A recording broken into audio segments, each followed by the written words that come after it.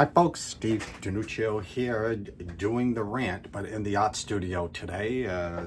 It's an off the cuff, not sponsored rant. It's just me talking, folks. I came to join you because I am concerned, folks. Tonight is the debate. I'm not concerned about that. What I am concerned about is now we enter the first day of October. I've been saying to you right along, I think October spells trouble for the country.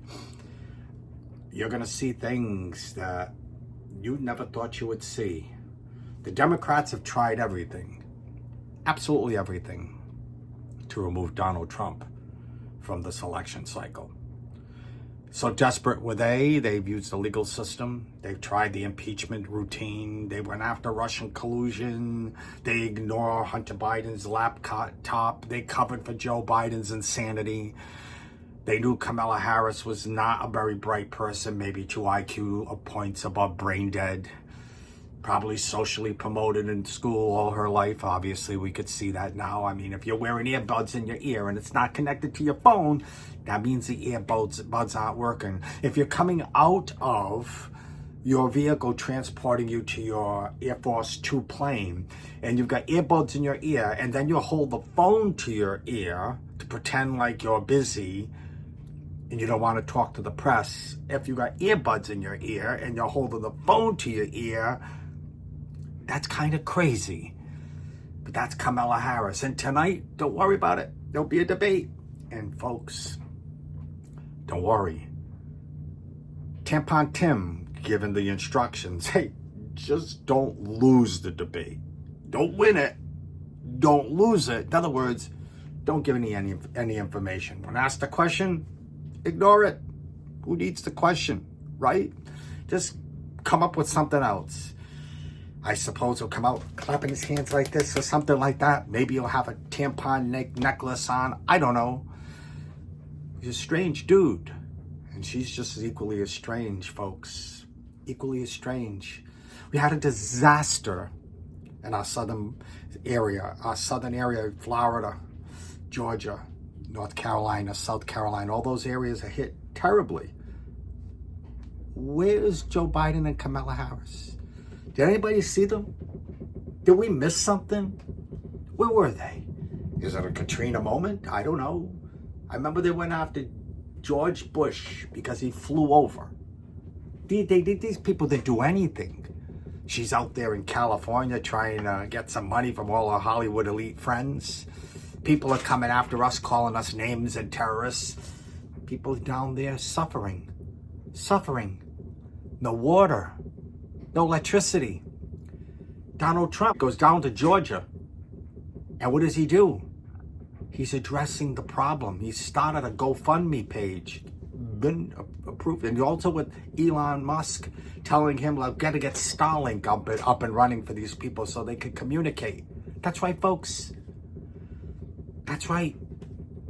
And if everybody thinks you're going to have a wired, old-fashioned phone was going to work, that communication would have been down too. It's, doesn't make a difference. Poles are down, communication's down, electricity's down, your cell phone's down, there's no water, been decimated, and you don't see anything. You don't hear anything from the left. Don't worry about it.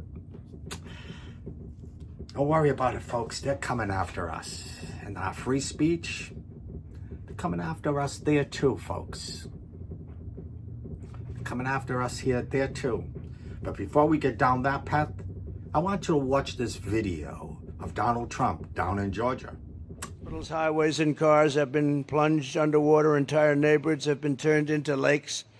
Nobody's seen anything like it. And to every family that's been displaced here in Georgia and North Carolina, which has really been hit. We were going there also, and they don't have communication. They don't have anything right now.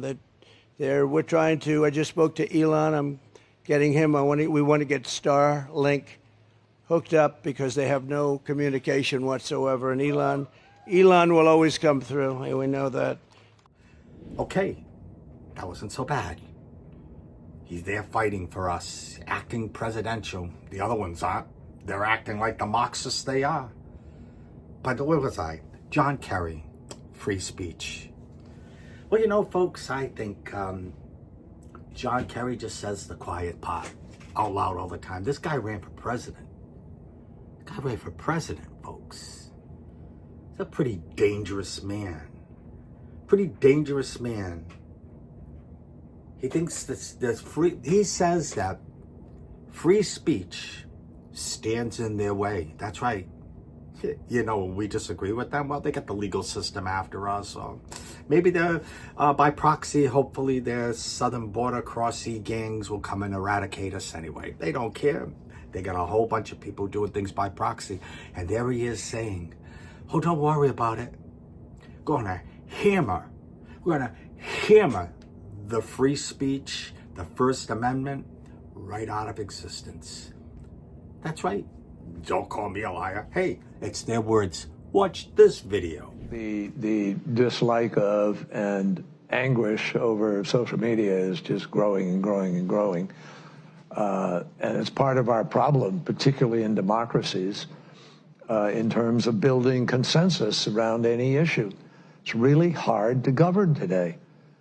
You can't, there's no, the referees we used to have to determine what's a fact and what isn't a fact have kind of, been eviscerated to a certain degree.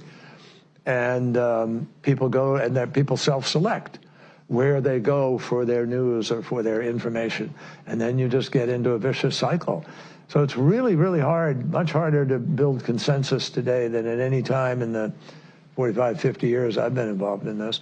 And there's a lot of discussion now about how you curb those entities in order to guarantee that you're going to have, some accountability on facts, et cetera. But look, if people go to only one source and the source they go to is sick and, has an agenda and they're putting out disinformation, our First Amendment stands as a major block to the ability to be able to just, hammer it out of existence. Pretty cool, huh? Can't beat that. Can't make it up, folks, right? Can't make it up.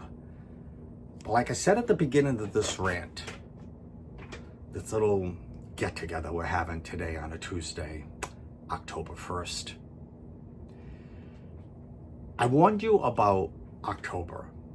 I have a good friend, I won't mention his name. He has a big business. He has to be careful. We don't want to put him out of business, when you go against the people. Well, they can give you a hard time. They can find fire codes and all kinds of problems with your business. But he had said to me, along with a guy I know personally that works at the Pentagon, that I met with personally, and he still works there. You better be careful. We might not have an election. That's right, folks. Look at all that's going on right now. We might not have an election. But you want to know what's something very troubling? There's this person who still has a lot of power, and I don't know how she does have these powers. The Clinton family are nothing but political mafia. I want you to watch this video of Hillary Clinton. I'm sorry I have to do this to you, but facts are the facts, folks. And even she calls it out. And it's not by accident, folks. Oh, no. It's not by accident she calls this out. She calls it out because it's reality. Get ready for the big surprise this October. Watch this video of Hillary. The press that's trying to be the press, be objective, be, reporting the facts. The press needs a consistent narrative about the danger that Trump poses, because people may still look at the danger and say, I don't care, it doesn't affect me, I'm going to vote for him for X, Y, or Z. But okay, but at least people need to be woken up and given the facts about what he has done, is saying, and would do. And I anticipate that something will happen in October, as it always does. The Russians, as I said earlier, are very active in this election. We know the Iranians are active as well. Chinese uses TikTok, or they certainly did against Biden and for Trump. I think they're a little less pro-Trump right now. So you look at where people get their information, and they get their information largely from social media. And so the campaign is doing the best job it can to combat that, combat both domestic and foreign false disinformation.